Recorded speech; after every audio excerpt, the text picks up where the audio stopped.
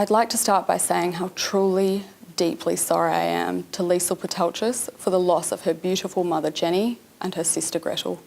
Losses she has suffered at the hands of my father's violence. My mother and I fled our family home on March 28 in fear of our lives and to remove ourselves from an abusive situation.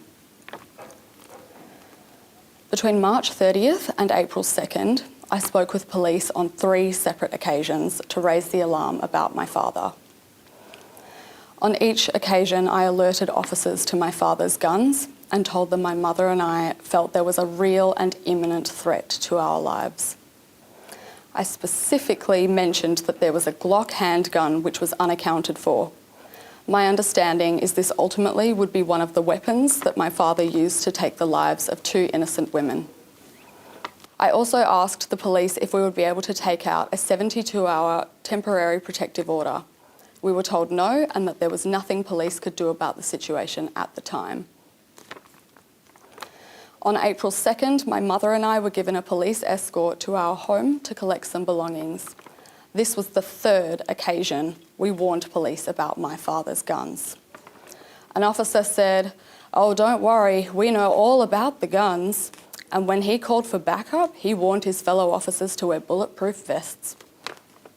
We were ignored by 5 different male officers across 3 occasions of reporting. By that point, we felt completely helpless, and I had to focus on getting Mum to safety. I did everything I could to protect my mother, and when my father couldn't find us, he murdered her best friend and her best friend's daughter. I did read a statement from Ariel Bombara about her thoughts on the interactions with police some 7 weeks earlier, when she and her mother were leaving the family home. I have asked that our internal investigations unit conduct an investigation into the 3 interactions that Ariel speaks of with our police officers. That investigation will determine what was done, what was said, and what police responses were decided on at the time with the information that they had at the time. Domestic violence is a hard process to go through. Sexual violence is a hard process to go through in any justice system.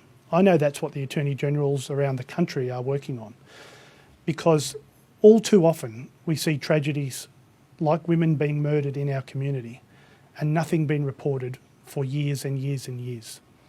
And I think us as a community have to ask ourselves, why is that? Why don't people feel like they can come forward? How can we make it better for people to come forward and to report these incidents early, to take out family violence restraining orders so we can take action quickly?